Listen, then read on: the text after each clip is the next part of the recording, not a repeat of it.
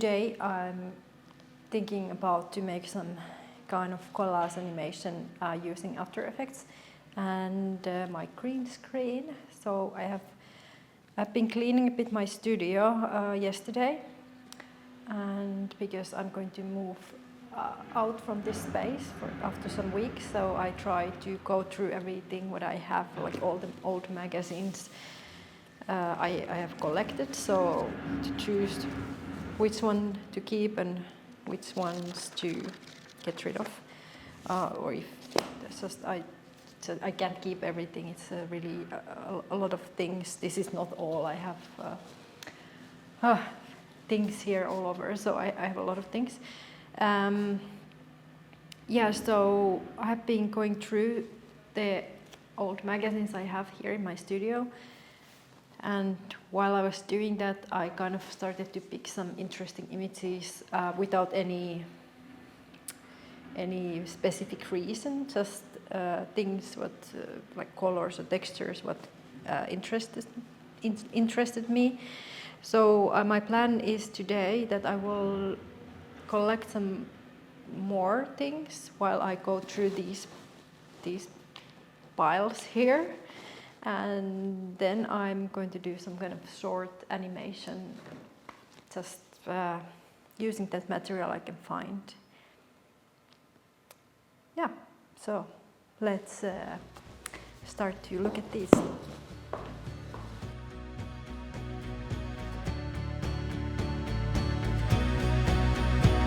Just a few words about collages, and if you think it's something interesting that you would like to try to how to create collages or animation with collages. Like, I don't think you really need all these magazines. You can find a lot of things. You can find a lot of things online. There are different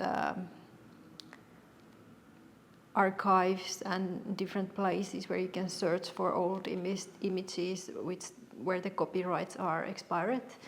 And of course, there's also a lot of new photos with copyright-free images that you can use for your collages. So definitely you don't need anything like this. But it's just, for me, really the way I like to work.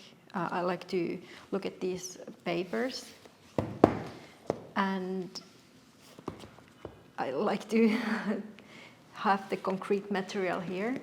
So that really makes the difference for me. If I start to look for images online, I feel like I can find everything there, and it's like endless source, which is also nice if you want to do all kind of collages. It's good to have all the material available, but for me it's a bit limiting, because if you can find everything, then I don't know anymore what should I do, what kind of elements I should pick for my work. So I really like to look at the things what I have here in my studio, and I like to take the moment and find something, some color or texture or some interesting object. It can be basically anything. And then I can use that as a part of my work, or it can give me some inspiration for my work. Sometimes I don't end up, like I pick things, but I don't end up using them for some reason. It's just something almost like creating a mood board, but then with this material what you have here. And then when you start to edit the project further, then it looks like maybe you don't use the things you collected, which is a bit weird, but that's how it works for me. So I like the material I have here, and I can take a moment without computer. Sometimes I cut, but then there are some magazines I don't want to cut, so it always depends. I got rid of the piles now, so I went through all of that and I select something to put away, and then I also just randomly pick some things what were interesting. For example, just a random picture of this, but I really like the blue color and the texture here. And then I have one shoe, one chair, this beautiful picture of this,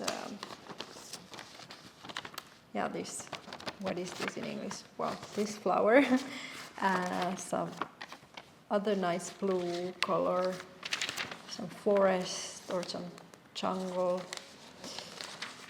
So I have only a few pictures here. I'm inspired for some reason, and I thought, okay, this is the base for my animation. So I'm not going to use too many elements, otherwise it would take too much time.